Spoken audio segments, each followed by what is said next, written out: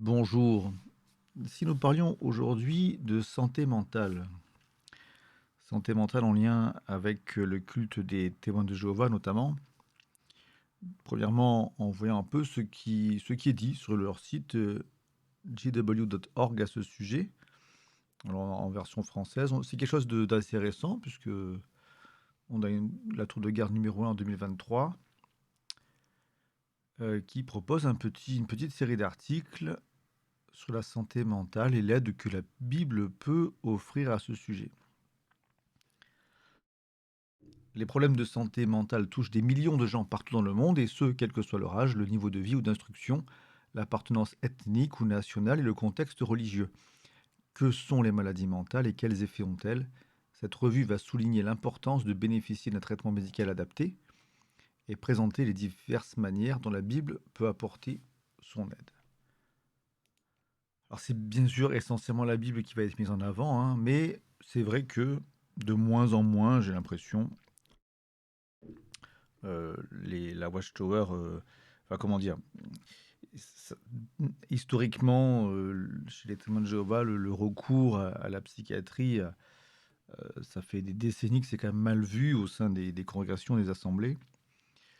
Mais forcément, c'est un peu délicat de maintenir un discours trop ferme à ce sujet dans les publications. Donc, quand même, les textes sont de plus en plus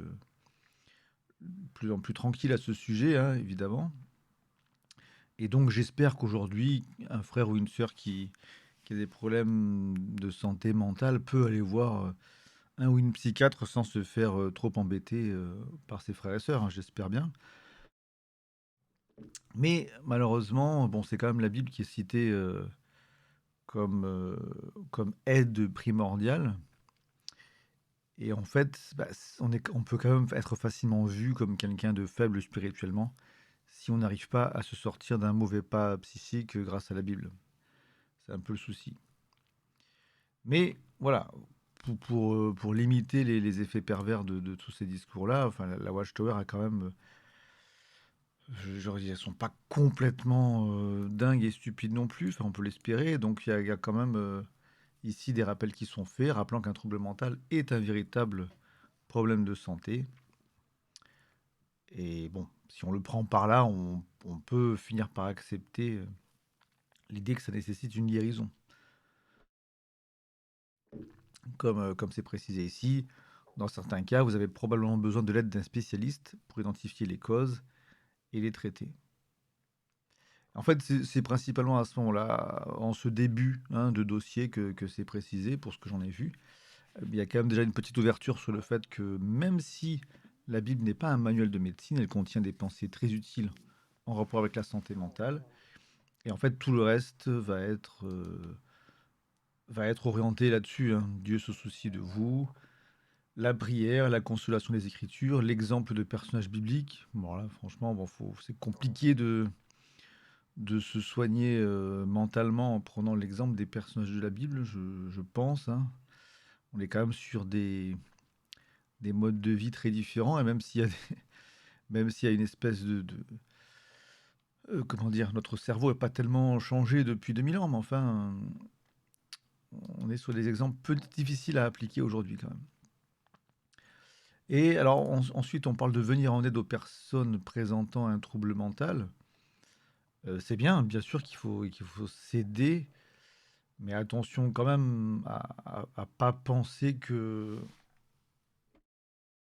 le simple fait d'être à l'écoute de quelqu'un et d'essayer de l'aider et de l'inciter à lire la Bible et tout, dans certains cas, ça peut ne pas suffire. Donc attention à ne pas se contenter de trop peu, entre guillemets. Mais bien sûr, comme c'est précisé, tout soutien est précieux, bien sûr.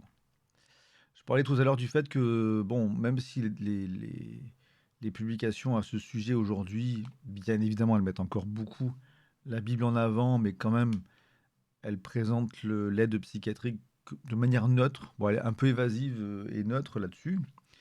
C'est déjà un progrès par rapport à une époque où, dans les années 60, c'était plutôt présenté sous un biais négatif.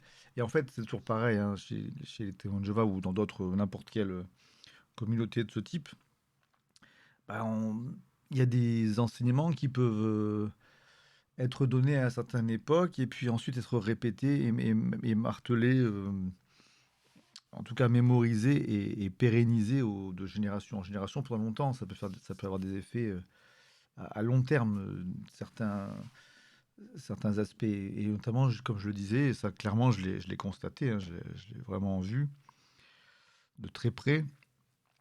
Il y a beaucoup de témoins de Jéhovah pour qui le fait de recourir à des psychologues ou des psychiatres, c'est vu comme un manque de foi ou le fait d'avoir une spiritualité faible.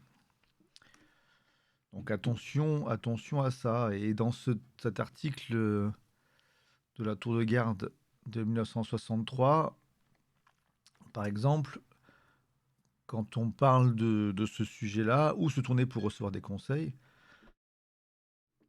bien sûr, c'est à nouveau la Bible qui va être mise en avant. Bon, ça n'a pas changé, mais ce qui était vrai à l'époque et qui heureusement les moins aujourd'hui, mais enfin ça laisse des traces, c'est qu'on avait des approximations et parfois des mensonges, mais en tout cas, on n'était pas vraiment incité à aller voir des professionnels. Bon, ça parle notamment du fait que certains conseils sont donnés par des journalistes dans les courriers des lecteurs et tout, et ça c'est sûr que c'est pas l'idéal pour aller chercher des bons conseils, c'est certain. Ensuite, il est mentionné le fait que ces soins sont payants, et c'est vrai que même en France où il y a la Sécu et compagnie, tout ce qui est soins psychiatriques, enfin la psychiatrie est quand même remboursée, mais les séances de psychologue ne le sont pas ou peu, quoi. Donc c'est vrai que ça peut éventuellement coûter assez cher, hein. Mais enfin, voilà. Là, les arguments, c'était que la Bible, au moins, était gratuite. Et parfois, bon, c'était un peu plus hasardeux. Ça nous parle de Freud, qui est un psychanalyste, qui est rattaché ici à la psychiatrie. Alors c'est vrai qu'il y a encore des écoles. C'est très décrié aujourd'hui, la psychanalyse au niveau mondial. En France, elle a encore une certaine influence, mais scientifiquement, c'est pas ce qu'il y a le plus, c'est pas ce qu'il y a le plus vérifié. Et là, on avait dans ce texte, on lisait, selon Freud, l'une des premières autorités en matière de psychiatrie, donc ce qui est discutable, mais enfin admettons, la religion est une vaste illusion que l'homme abandonnera un jour. La psychiatrie proclame avec insistance, connais-toi toi-même. Alors ça, c'est plutôt la philosophie qui dit ça, et éventuellement la psychanalyse, mais la psychiatrie, pas tellement, pour ce que j'en sais en tout cas. Comme si l'amour de soi éclairé suffit pour être heureux dans la vie. Non seulement les analystes ne tiennent aucun compte de Dieu, mais encore, ils le contredisent souvent en affirmant dans leurs conseils à ceux qui ont des remords que la fornication, l'adultère et la sodomie ne sont pas nuisibles en eux-mêmes. C'est avec raison qu'on a reproché à ces conseils de tendre à tuer la conscience. Donc là, bon, on revient, c'était l'époque où enfin, je dis pas que la culpabilité a disparu de la Watchtower, mais c'était l'époque old school où c'était vraiment un gros vecteur de communication. Donc là, on est en plein dedans.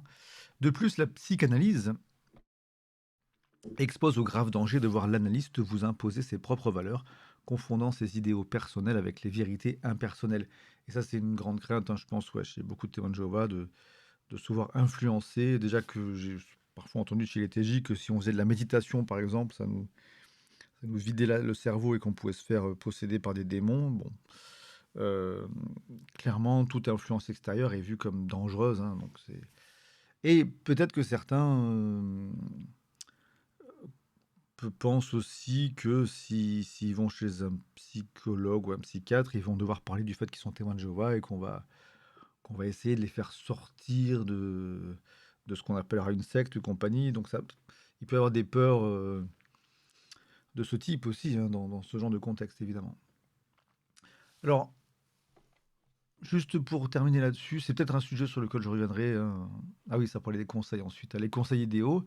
Aujourd'hui, peut-on trouver de bons conseils? Oui, le Créateur y a veillé quand il a pourvu aux 66 livres inspirés de la Bible. C'est là que vous trouverez des conseils pratiques, gratuits et absolument sûrs. Bon, je sais pas. Je suis pas sûr qu'en se basant sur les psaumes et les proverbes, on puisse vraiment régler une dépression, mais ça se discute. Et il y a, alors voilà, tout ça, c'est un sujet très vaste, hein. Je fais qu'effleurer, et peut-être que j'y reviendrai petit à petit sur des sujets précis.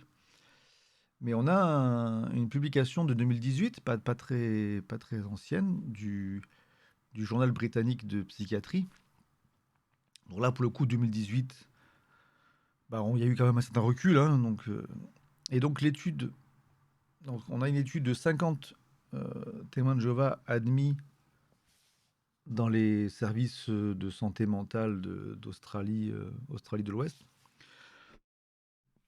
Cette étude suggère que des membres de cette communauté auront plus de probabilité d'être admis en hôpital psychiatrique que la population générale. De plus, c'est important, les personnes qui suivent alors pour le coup, ils parlent de secte dans ce pays. Enfin, en France, c'est un peu plus compliqué, mais a priori, là, on parle de secte.